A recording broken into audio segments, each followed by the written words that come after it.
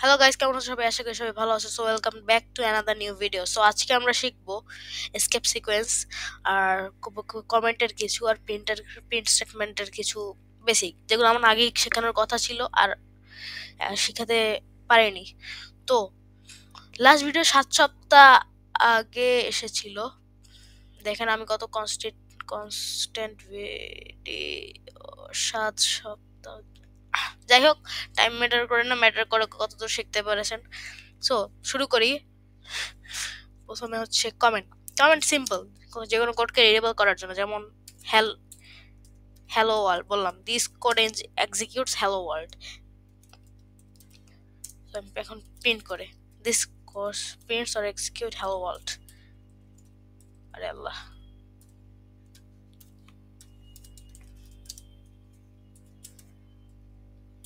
যাই হোক, এটা হ্যালো ওয়ার্ল্ডই করে। সিম্পল, যে কোনো কোডকে রিডেবল করার জন্য। এটা ছোট কোড, এর জন্য বলবে কি কাজ, কাজ কি। তো কিন্তু বড় কোডের সময় এটার অনেক কাজ আছে, যখন আমরা বড় লার্জ স্কেলে কোড লিখি। তো এখন হচ্ছে নর্মাল কমেন্ট, একটা হ্যাশট্যাগের সাইন। আমরা চাইলাম 2 লাইনে আমি কমেন্ট লিখবো, এভাবে করা যায় যে হাই, যে কোনো, ধরেন হাই লিখলাম। তো 2 লাইন এরকম করা যায়। কিন্তু আমি চাই একটা ক্লোজিং এর মধ্যে 2টা সেন্ট লাইনকেই করব। তাহলে সিম্পল কি, সিঙ্গেল কোটেশন 3বার বা ডাবল কোটেশন 3বার, যে কোনো একটা ইউজ করা যায়। তো এটা ইউজ করে এটা কমেন্টটা এটা লাগবেও না, এটার সাথে double quotation 3বার।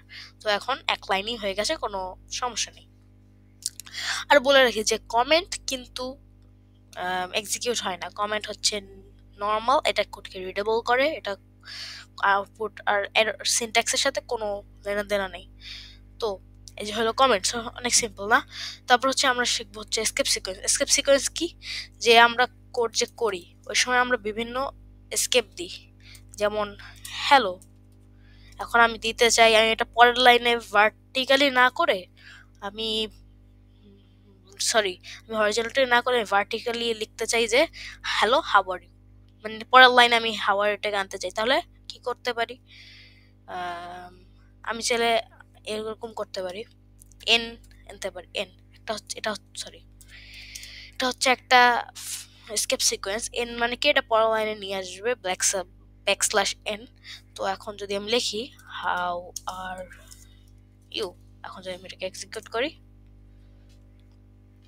Hello how are you, simple as that. So এটা কিন্তু পরের লাইন করার একটা টেকনিক আছে, ওটা হলো সেম কমেন্টের মধ্যে ক্লোজ করার 3বার ডাবল কোটেশন বা সিঙ্গেল কোটেশন দিয়ে। এটা ইউজও করা লাগবে না, পরের লাইনে নিয়ে আসুন, তাহলে হ্যালো হাউ আর ইউ। আর যদি এখানে অন্য কিছু করেন, যেমন হচ্ছে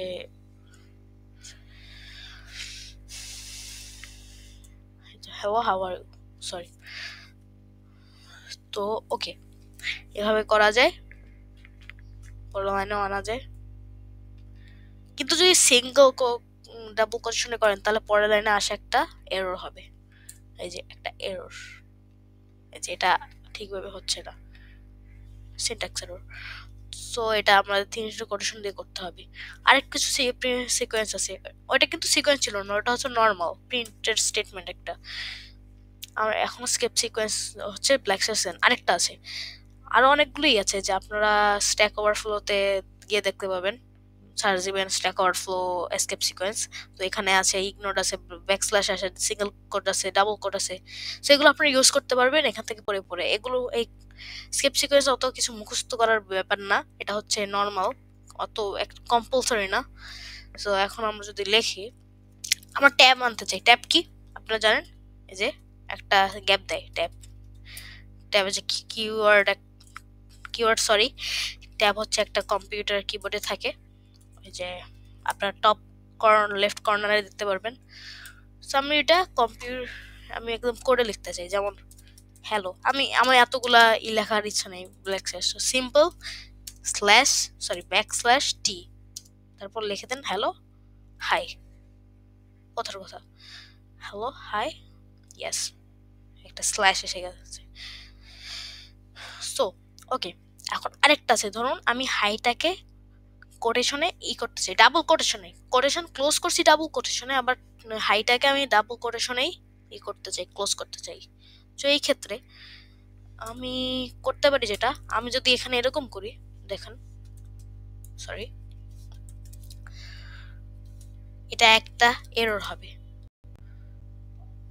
যেটা একটা এরর। আমি যদি একটা কেটেও দিই,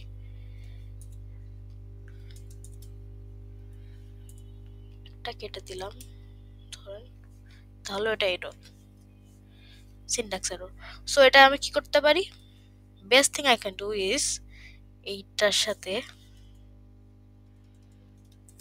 থাকবে হাইয়ের আমি কোটেশন করব,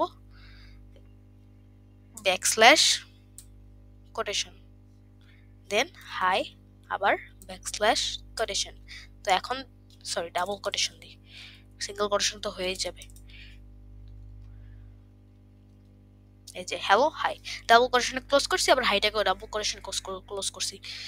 সেম সিঙ্গেল কোটেশনের জন্য সিঙ্গেল কোটেশনে থাকে, তাহলে আবার ডাবল কোটেশনে ক্লোজ করার কোনো দরকার নেই। আবার যদি ডাবল কোটেশনে ক্লোজ থাকে, তাহলে আবার হাইটাকে সিঙ্গেল কোটেশনে করতে সমস্যা নেই। সমস্যা হচ্ছে যখন ক্লোজ করাও সেম কোটেশনে, আবার কোনো একটা কিওয়ার্ডকেও ক্লোজ করা সেম কোটেশনে। সো সিম্পল, হ্যালো হাই, কোনোই করে না। যদি এটাকে আমি হাই সিঙ্গেল কোটেশনেই ক্লোজ করতে চাই, তাহলে সিম্পল, এখানে আবার সিঙ্গেল কোটেশন।